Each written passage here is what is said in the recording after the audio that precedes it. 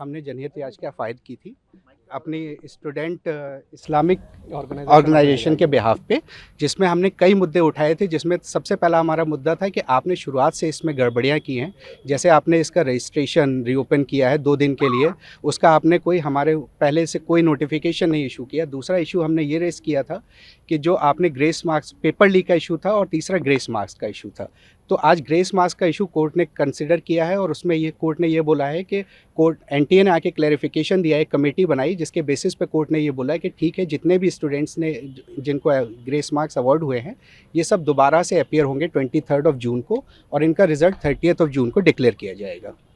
लेकिन सर एक सवाल और कि आखिर कोर्ट में ये बड़ी हार है एनटीए की कि उसने माना कि ग्रेस मार्क गलत दिए गए थे। जी, मेरा मानना तो यही है कि हमारी ये छोटी सी तो जीत है आज की डेट में कि उन्होंने आके ये चीज़ कोर्ट में मानी कि हाँ ग्रेस मार्क्स गलत तरीके से दिए गए थे। उन्होंने एक कमेटी बनाई और उन्होंने सारा कैंसिल करके फिर से एग्ज़ाम करवाने के लिए बोला है। लेकिन अगर ये 1563 लोग फिर से एग्जाम देंगे तो फिर से मेरिट या जो कहते हैं कि क्राइटेरिया उनकी रैंकिंग है फिर से डिसाइड होगी। ये इशू अभी भी हमारे पास ओपन है जिसको हम आर्ग्यू कर सकते हैं 8 जुलाई को कोर्ट के सामने। अभी हमारा इशू पूरी तरीके से क्लोज नहीं हुआ है क्योंकि कुछ स्टूडेंट्स ऐसे हैं जिन्होंने पिटीशन नहीं फाइल की थी, वो अभी भी कोर्ट के सामने नहीं है, तो उनका इशू अभी भी रेज होना बाकी है, जो कि हमारे पास अभी भी ऑप्शन खुला हुआ है। हम 8 जुलाई को कोर्ट के सामने ये इशू ओपन करेंगे। Thank you sir. अपना नंबर बताइए। एनटीए ने ये चीज़ पूरी तरह से एग्री की कि जो ग्रेस नंबर 1563 स्टूडेंट्स को दिए थे वो पूरी तरह से उन्होंने एग्री किया कि बच्चों के अंदर डिससेटिस्फैक्शन लेके आया और कहीं ना कहीं ये गलत था।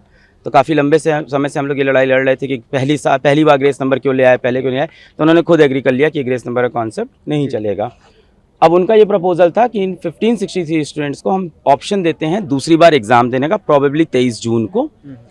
अब या तो ये री एग्ज़ाम दें ये बच्चे, या इनका चॉइस है री एग्ज़ाम ना दें और जिनके ओरिजिनल नंबर थे वो इनके रह जाएंगे, ग्रेस वाले नहीं रहेंगे।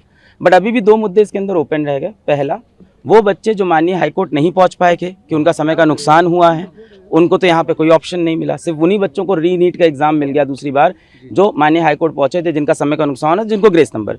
तो बाकी लोग के लिए कोई विंडो नहीं खुली है। तो यहाँ पे एक चीज़ है जो फेयर नहीं लग रही है।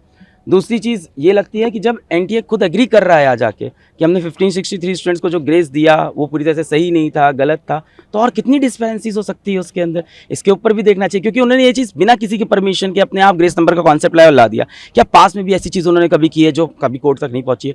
और कितना उनके डेटाबेस के अंदर ऑडिट की भी बहुत ज़्यादा रिक्वायरमेंट, क्योंकि वो खुद एग्री कर रहे हैं कि ये चीज़ गलत हुई और फॉर लास्ट 7 डेज वो बिल्कुल नहीं एग्री कर रहे थे, बट आज उन्होंने ये चीज़ मान ली। क्या काउंसलिंग इस पे मेरिट पर भी इसका असर पड़ेगा जिस तरह से 1563? हाँ बिल्कुल पड़ेगा, रैंकिंग पे पड़ेगा।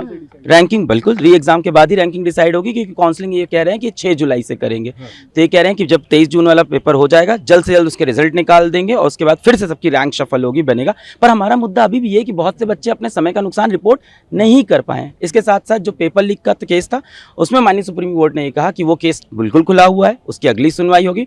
और आज माननीय सुप्रीम कोर्ट में जजेस ने पहली बार ये भी बोला कि मान लेते हैं काउंसलिंग हो गई, मान लेते हैं बच्चों का एडमिशन हो गया, उसके बाद भी हमें गैप्स मिलते हैं, तो supreme court has all the powers to revert everything. तो उन्होंने कहा मान लेते काउंसलिंग होती है, बच्चों का एडमिशन हो गया, कल को हमें कोई मुद्दा मिलता है, भले ही पेपर लीक हो या कोई और डिस्पेरेंसी हो, तो हमारे पास सारी पावर इन चीजों को वापस सही करने की। क्या आप लोग इस मामले को उठाएंगे सुप्रीम कोर्ट के समक्ष कि अभी भी विंडोज खुले हुए हैं? बिल्कुल रिव्यू